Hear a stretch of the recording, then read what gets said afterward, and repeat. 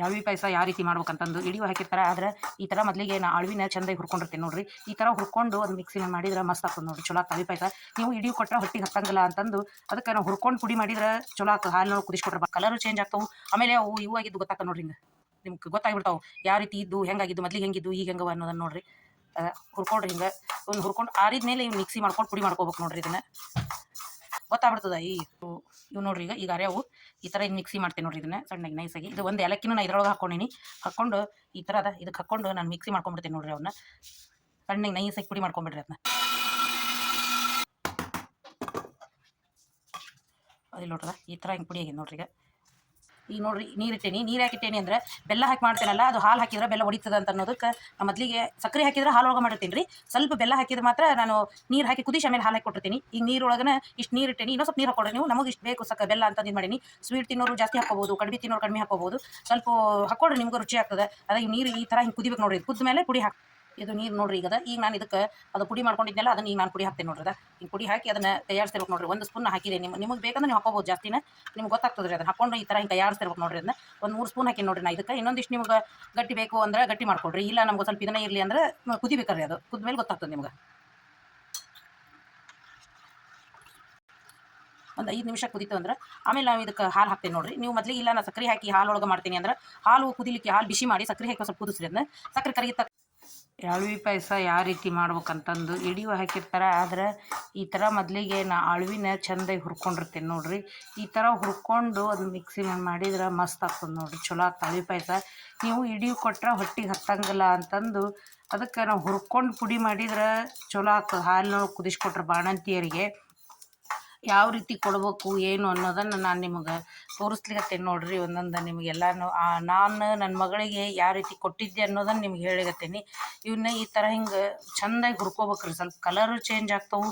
ಆಮೇಲೆ ಅವು ಇವು ಆಗಿದ್ದು ಗೊತ್ತಾಗ್ತವೆ ನೋಡ್ರಿ. ಹಿಂಗೆ ನಿಮ್ಗೆ ಗೊತ್ತಾಗಿಬಿಡ್ತಾವೆ ಯಾವ ರೀತಿ ಇದ್ದು ಹೆಂಗಾಗಿದ್ದು, ಮೊದಲಿಗೆ ಹೆಂಗಿದ್ದು ಈಗ ಹೆಂಗವ ಅನ್ನೋದನ್ನು ನೋಡ್ರಿ.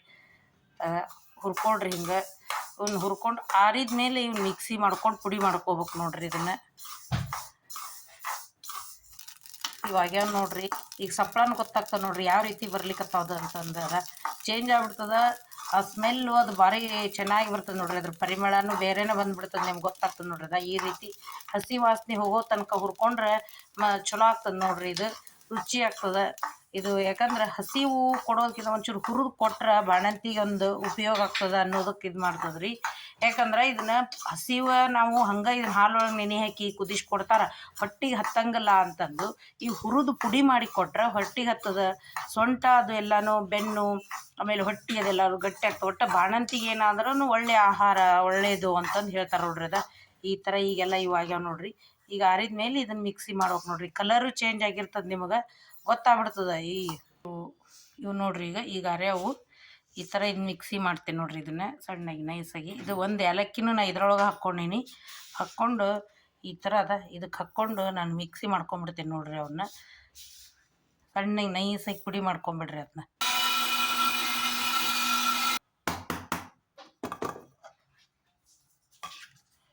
ಅದಿಲ್ಲ ನೋಡ್ರದ ಈ ಥರ ಹಿಂಗೆ ಪುಡಿ ಆಗಿದೆ ನೋಡ್ರಿ. ಈಗ ನೋಡ್ರಿ ನೀರಿಟ್ಟೇನಿ. ನೀರು ಹಾಕಿಟ್ಟೇನಿ ಅಂದ್ರೆ ಬೆಲ್ಲ ಹಾಕಿ ಮಾಡ್ತೇನಲ್ಲ, ಅದು ಹಾಲು ಹಾಕಿದ್ರೆ ಬೆಲ್ಲ ಒಡಿತದ ಅಂತ ಅನ್ನೋದಕ್ಕೆ ಮೊದಲಿಗೆ ಸಕ್ಕರೆ ಹಾಕಿದ್ರೆ ಹಾಲೊಳಗೆ ಮಾಡಿರ್ತೀನಿ ರೀ. ಸ್ವಲ್ಪ ಬೆಲ್ಲ ಹಾಕಿದ್ರೆ ಮಾತ್ರ ನಾನು ನೀರು ಹಾಕಿ ಕುದಿಸಿ ಆಮೇಲೆ ಹಾಲು ಹಾಕಿ ಕೊಟ್ಟಿರ್ತೀನಿ. ಈಗ ನೀರೊಳಗನ ಇಷ್ಟು ನೀರು ಇಟ್ಟೇನಿ. ಇನ್ನೂ ಸ್ವಲ್ಪ ನೀರು ಹಾಕ್ಕೊಡ್ರಿ ನೀವು. ನಮಗೆ ಇಷ್ಟು ಬೇಕು ಬೆಲ್ಲ ಅಂತಂದು ಇದು ಮಾಡೀನಿ. ಸ್ವೀಟ್ ತಿನ್ನೋರು ಜಾಸ್ತಿ ಹಾಕ್ಕೋಬೋದು, ಕಡಿಮೆ ತಿನ್ನೋರು ಕಡಿಮೆ ಹಾಕ್ಕೋಬೋದು. ಸ್ವಲ್ಪ ಹಾಕ್ಕೊಳ್ರಿ, ನಿಮ್ಗೆ ರುಚಿ ಆಗ್ತದೆ. ಅದೇ ಇವು ನೀರು ಈ ಥರ ಹಿಂಗೆ ಕುದಿಬೇಕು ನೋಡ್ರಿ. ಇದು ಕುದ್ದ ಮೇಲೆ ಪುಡಿ ಇದು ನೀರು ನೋಡ್ರಿ. ಈಗ ನಾನು ಇದಕ್ಕೆ ಅದು ಪುಡಿ ಮಾಡ್ಕೊಂಡಿದ್ನೆಲ್ಲ ಅದನ್ನು ಈಗ ನಾನು ಪುಡಿ ಹಾಕ್ತೀನಿ ನೋಡ್ರಿ. ಹಿಂಗೆ ಪುಡಿ ಹಾಕಿ ಅದನ್ನು ತಯಾರಿಸ್ತಿರ್ಬೇಕು ನೋಡ್ರಿ. 1 ಸ್ಪೂನ್ ಹಾಕಿದೆ. ನಿಮಗೆ ಬೇಕಂದ್ರೆ ನೀವು ಹಾಕ್ಕೋಬೋದು ಜಾಸ್ತಿನ, ನಿಮ್ಗೆ ಗೊತ್ತಾಗ್ತದೆ ರೀ. ಅದನ್ನು ಹಾಕ್ಕೊಂಡು ಈ ಥರ ಹಿಂಗೆ ತಯಾರಿಸ್ತಿರ್ಬೇಕು ನೋಡ್ರಿ. ಅದನ್ನ ಒಂದು 3 ಸ್ಪೂನ್ ಹಾಕೀನಿ ನೋಡ್ರಿ ನಾ ಇದಕ್ಕೆ. ಇನ್ನೊಂದಿಷ್ಟು ನಿಮ್ಗೆ ಗಟ್ಟಿ ಬೇಕು ಅಂದ್ರೆ ಗಟ್ಟಿ ಮಾಡ್ಕೊಳ್ರಿ. ಇಲ್ಲ ನಮ್ಗೆ ಸ್ವಲ್ಪ ಇದನ್ನೇ ಇರಲಿ ಅಂತಂದ್ರೆ ಆಮೇಲೆ ನಾವು ಇದಕ್ಕೆ ಹಾಲು ಹಾಕ್ತೀನಿ ನೋಡ್ರಿ. ನೀವು ಮೊದಲಿಗೆ ಇಲ್ಲ ನಾನು ಸಕ್ಕರೆ ಹಾಕಿ ಹಾಲೊಳಗೆ ಮಾಡ್ತೀನಿ ಅಂದ್ರೆ ಹಾಲು ಕುದಿಲಿಕ್ಕೆ ಹಾಲು ಬಿಸಿ ಮಾಡಿ ಸಕ್ಕರೆ ಹಾಕಿ ಸ್ವಲ್ಪ ಕುದಿಸ್ರಿ. ಅದನ್ನ ಸಕ್ಕರೆ ಕರಗಿದ ತಕ್ಷಣ ಇದಕ್ಕೆ ಪುಡಿ ಹಾಕಿ ಕುದಿಸಿದ್ರು ಚಲೋ ಆಗ್ತದೆ. ನಾವು ಆದಷ್ಟು ಬಾಣಂತಿಗೆ ಬೆಲ್ಲನ ಕೊಡಬೇಕು, ಸಕ್ಕರೆ ಬೇಡ ಅನ್ನೋದಕ್ಕೆ ಬೆಲ್ಲದಿಂದ ಮಾಡಿ ಆಮೇಲೆ ಅಳವಿ ಪಾಯಸ ಕೊಟ್ಟಿರ್ತೀನಿ. ಈ ರೀತಿ ಎಲ್ಲ ಕೊಟ್ಟಿರ್ತೀನಿ ನೋಡ್ರಿ. ಈಗ ಇದು ರೆಡಿಯಾಗಿದೆ ನೋಡ್ರಿ.